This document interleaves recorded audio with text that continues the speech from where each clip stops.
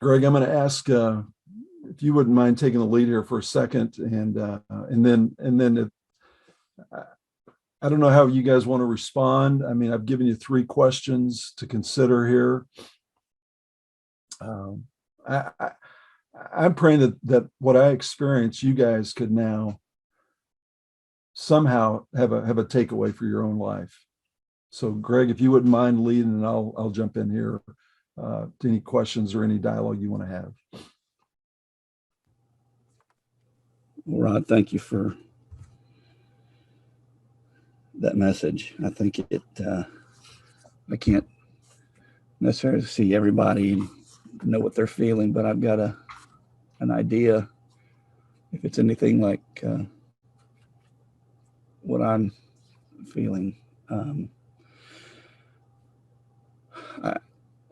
don't know how many guys here have fathers who are still alive. I'm sure, like me and Rod, many of you don't, but a number of you I'm sure do. And I guess I'm just curious as to what does this talk today, what is it leading you to do, just in your own life with your dad? Not knowing, none of us knowing how long any of them have. I'm not trying to be morbid there, but did the Lord did he speak to you today and give you some type of guidance as to maybe what you ought to do going forward? I'll respond. This is Dean. Now that I can see again, thank you, Rod. I'm trying to drive here. As I reflect on this, I think about maybe I should have more grace towards my own children, supporting more of maybe what they want more than what I feel they ought, or what I think that they should want.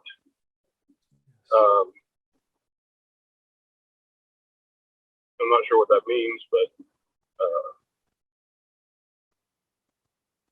that's my 2 cents for it. Yeah. Thank you, Greg. Dean, thank you. And that's a great perspective on that. And so I just expand that question to go with what Dean said. Maybe it's not even your own father, but maybe you as a father, how you can be the man that leaves the blessing legacy to your children. What can you do?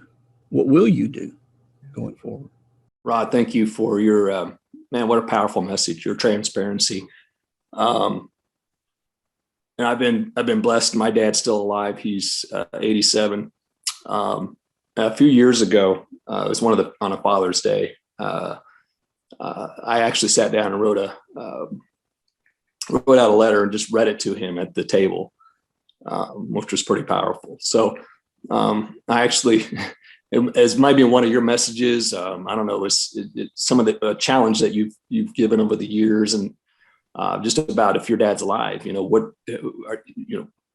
tell him, give a blessing at that time. So I've been able to do that, and just opportunity to turn around and ask the boys the questions you put on the sheet, a couple of weeks ago, about a month ago, the opportunity to ask them, and so. It's been a blessing to see their response. So for me, it's just continuing to make sure I'm a blessing to not just to my boys, but as you know, my story is a blended family to the daughters that have now come into my life. So anyway, thank you for sharing. It was very powerful. Yeah, Scott, this has been about a 3-year process because 3 years ago, we began to talk about this letter to dad releasing. And so, this has been a 3-year journey for me. And it's neat that you kind of matched that same timetable up as well. And you're right. The conversation with my own kids has made all this worth it. Man, it's made it worth it. So it's good. Hey, Rod, I guess one of my takeaways is whether you're a father or whether you're a son, you have to respect the idea that the day is coming.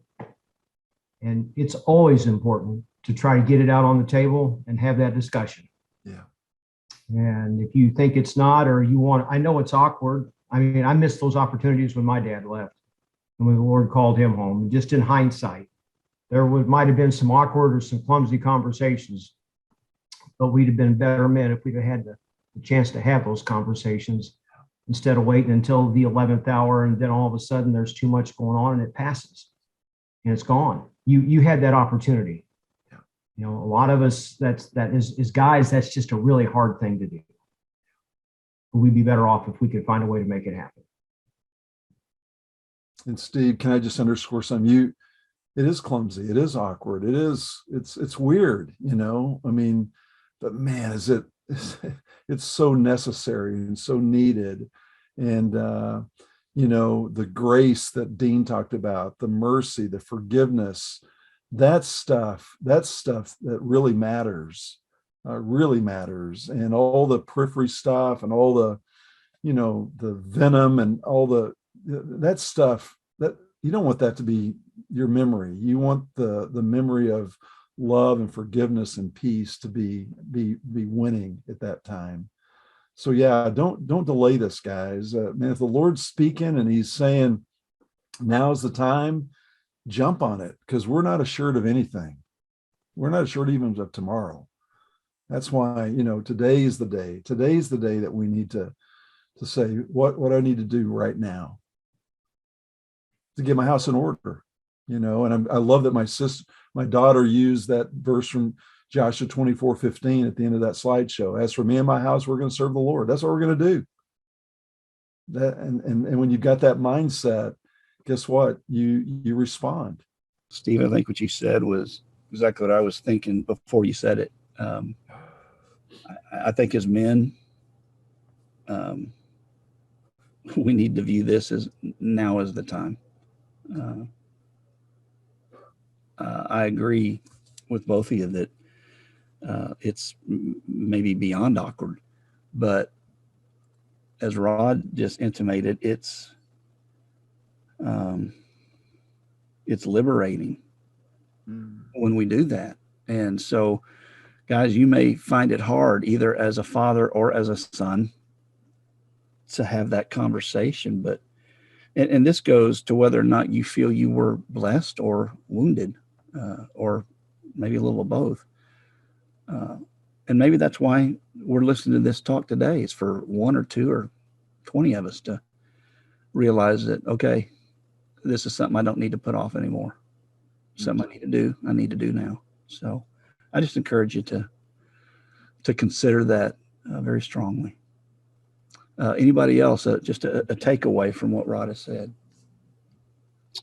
Yeah, I'll jump in real quick. First of all, Rod, thanks for ruining that song for us. It's on the regular worship set list at Abundant Life, so I'm sure I'll get to sing it with tears running down my eyes now forever. So thank you for that. It's a great song though, and a perfect message. And I'm in the group whose fathers have passed away. It wasn't that long ago, maybe half a dozen years ago or so. And it wasn't good. I came from a broken home. It was broken spiritually and emotionally before it was broken ultimately physically. And so not a lot of great memories there. And then as I turn and look at, you know, what God has done in our family, you know, I certainly have, and I've shared a little bit of this with Rod. You know, there have been issues in how I've done as a dad as well, and as a husband. But I've always looked and recently have had the opportunity to look at being a grandfather as a second chance, right? So taking up the mantle of the spiritual formation of the grandchildren and working with their parents as they navigate through that. And just last night, one of our granddaughters prayed to accept Christ into her heart yesterday evening. And so that makes 3 out of 9. So I'm a third of the way home. So my takeaway there is to get myself into that mindset where I'm focusing on that next generation, and then even generations beyond that, and making sure that God is being praised and worshipped and held at the highest esteem in the eyes and the hearts of even my grandchildren now. Andy, love you, man. You are, yeah. I love what you just shared, and I love you as a man too. Thanks for being in this battle with me. Okay. Absolutely. Pleasure to do so. Forgive me, I'm just a little out of my mind right now, but Rod asked the question, if anybody has actually received or given a father's blessing. I'd love to hear. We don't need all the details necessarily, but maybe just a quick summary of how that was. It might be a great encouragement to guys who are still listening today. Anybody? You received or you gave one? I actually asked this question of the men that I meet with on Friday morning at Hy-Vee. We meet, a group of us meet there, and some of the guys that are part of our TGIW family. And I think there was 15 there that day, and not a single person of those 15 had ever been part of something like this, both the giving side and the receiving side. So I challenged them. I says, guys, this is super special, and really strongly urge you to prayerfully consider being the initiator of that, and making sure your kids and your grandkids know that you're giving them a blessing. I said it will empower them and encourage them. It'll send them into a new stratosphere if you will do that. So I'm one of the guys that was part of that. He'll be there tomorrow. I won't say his name to embarrass him, but he told me that he had initiated this with his two sons. And he said, man, it was incredible. This has happened just in the last couple of weeks. So I'm praying more guys will do it. If they haven't been a part, that they'll actually take the lead and say, I'm gonna do that for my family. I'm gonna make sure they know Dad loves them. He's for them. He believes in them. He is with them through thick and thin, and going to be a propeller to propel them to new heights, to new things. Hello, this is Jeff Dalby, and I can remember back in 1980, I accepted a position with Black & Veatch over in Dhahran, Saudi Arabia. And before I went, I remember going down into our basement. I was living with my parents at the time. And my dad did a devotion with me and blessed me. And he said, there's something different about this time. And we embraced each other. And then I was over in Saudi Arabia for 1 month. And I called to wish my mother a happy birthday. And of course, the time difference, and this was like late at night, I was in the office working. And I wished my mother a happy birthday. I told my mother I love her. She said, I love you. I told my dad I love you. He said, I love you. And 2 days later, he passed away. So it was a beautiful closing with my relationship with my dad. And to your point, Rod, about saying I love you to your kids and meaning it genuinely, not just saying love you, is so important. Thank you. All right, guys. Anybody have any last thoughts? I hope and pray that that you're leaving here with some kind of a urge to especially be that initiator, and that person who will say, I want to give and receive a blessing. It's scriptural. It's not something wacky or weird. It's modeled throughout the Old and New Testament, and we know what the end game looks like because we can see the evidence of that. I saw the evidence of it. Again, so many things were happening that I'm writing stuff down, and I'm getting these first class tickets, and I'm getting these notes from American Airlines, and I'm just seeing so many clear God winks, God reminders that this is something that is good. This is good. And has value. And this is what real life looks like when you do it this way. And I just really am praying that you can experience this to a certain degree, and that you will see the clear hand of God as you initiate, as you release, as you forgive, as you love, as you empower, as you bless. It's a powerful thing, the Father's blessing. Last minute thoughts, and then we're going to say goodbye. A couple of very quick things. My dad died in 2014 when he was 95. Rod, you mentioned that your dad always made sure that you all went to church. In the 50s, early 50s, until 1956, he worked for a railroad, was a station master, and he worked nights. Sunday morning, he came home, got cleaned up, and we all went to church together. That was expected. So he added another dimension to that instead of going to sleep on Sunday morning, he went to church with us. He took us to church. Another other quick thing is that, well, first of all, he expressed his love. I have 3 younger siblings. He was intensely proud of us and kept telling us that over and over again.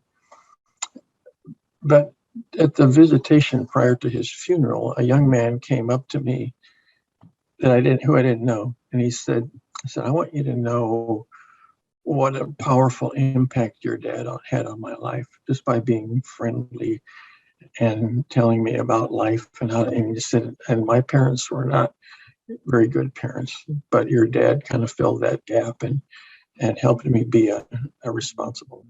Just little blessings like that. Just, you never know when they're going to come. Thanks, Larry. So good to hear.